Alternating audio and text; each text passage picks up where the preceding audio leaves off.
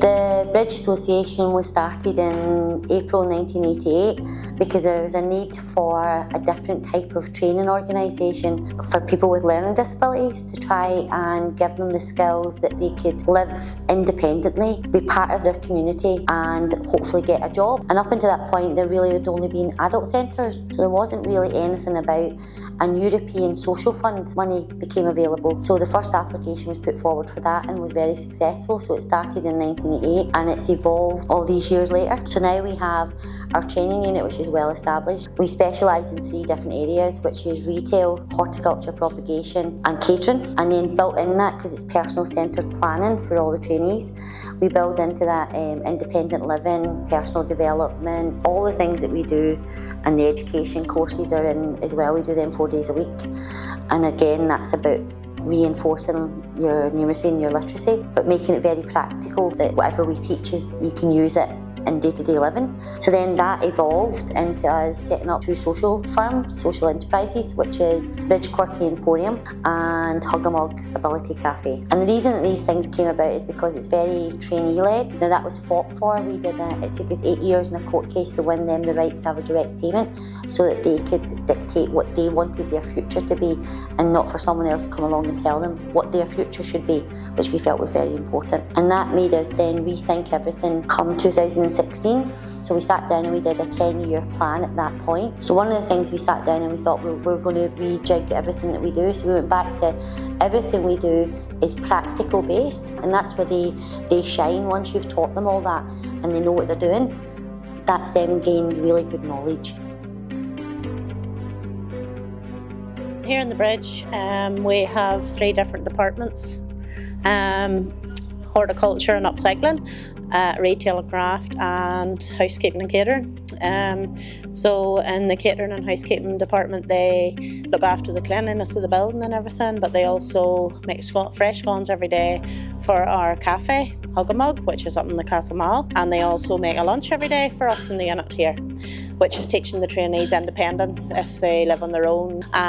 We do our planting, so we have all our summer bedding plants and our winter bedding plants, and the trainees then plant them up and look after them, nurture them, grow them for sale in our shop over the summer and the winter. Our woodwork, we've made different projects. We make wishing wells in the summertime for people's gardens. We do summer benches, we have done Christmas signs, and the trainees work up in the shop every day.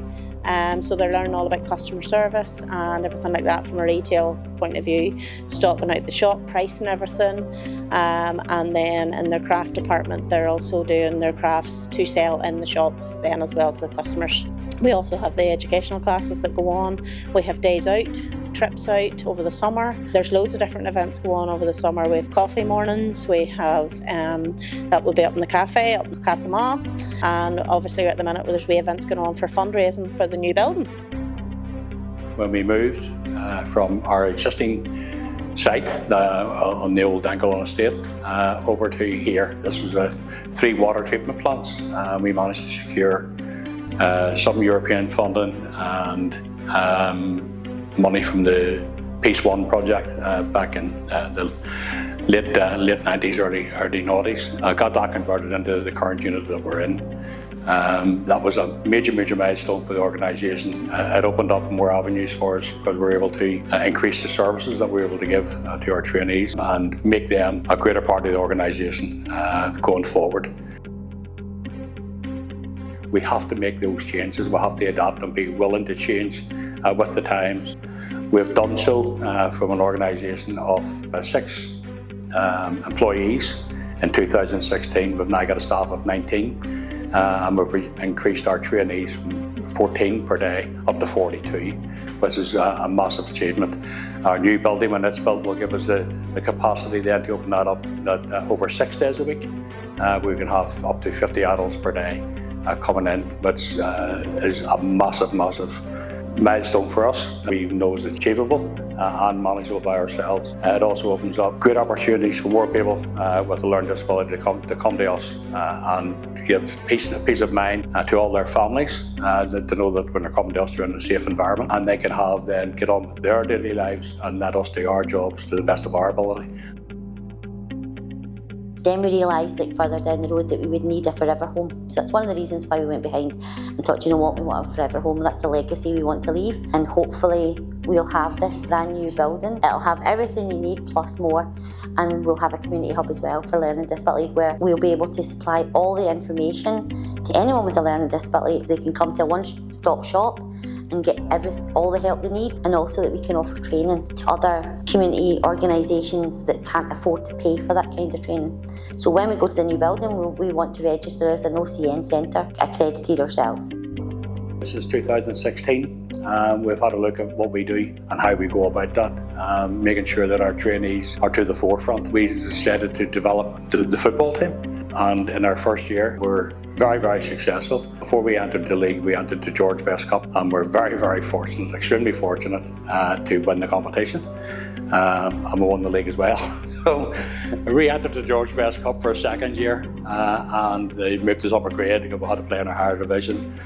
We duly won that as well. So but 2 out of 3 years in the George Best Cup is fantastic. And the major milestones, and it's not about the winning of those tournaments, it's actually about our trainees and the experience they have.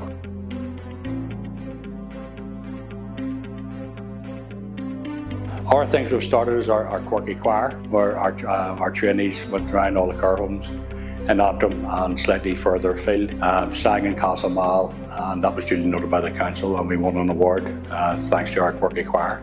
Our trainees in their efforts have secured us 2 nominations this year for Social Enterprise of the Year Awards. Bridge Quirky Emporium has also been nominated as a social enterprise.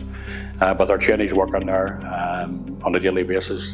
Again, that only highlights the work that they do with the shop split in half. Our trainees are actively out with the members of the public and also crafting out the back. Our latest venture is our cafe. Again, that gets our trainees out and about, interacting with members of the public, taking their orders, and having just the best time of their lives. And again, in a very, very safe and appropriate manner. The jobs we've created and the age profile of the staff has gone down, because we've noticed now that our trainees are coming in a lot younger than we've grown up with quite a lot of them, grown old with quite a lot of them, and now the younger ones now are coming in, and our staff has to reflect that. From a staffing point of view, the major changes we have in developing our staff every year and every week with our training week, not only to get reinvigorated but refocused on the job ahead and the task ahead. But the biggest thrill and the biggest enjoyment out of this job, I would suggest, would be the fact that you can change someone's life at any given time. To make that small change to a trainee's life means the world to all our staff, and that's the beauty about it. And we are a family, and the family's getting bigger and will continue to get bigger. Well, me and Jack and David were working hard for the bridge, and just do your work, do your best, don't give up. You have to listen to your instructions, you have to listen to staff, you have to do your work. The staff are very friendly, and the 2 bosses are very friendly too, but they're amazing. If it wasn't for them, we wouldn't be a big family. And right now, it's been fantastic coming here. I just loved it, and it's just been very great experience to learn new skills and to be more confident who you are. I love the bridge, you see. It changed my life, you see. It really gave me confidence, and I tell you what, I absolutely love it, you see. So I love everything. It really helped my confidence out, you see, and it really made me more talkative, and I tell you what, I absolutely think it's amazing, you see. So I tell you what, I think you would love the bridge, you see. I think it's going to be a bigger place. I think the place is going to be amazing, you see. So I think it's already a good place, like you see. I've been here for a long time. I like it here. It's really, really good. I think we're getting more people in.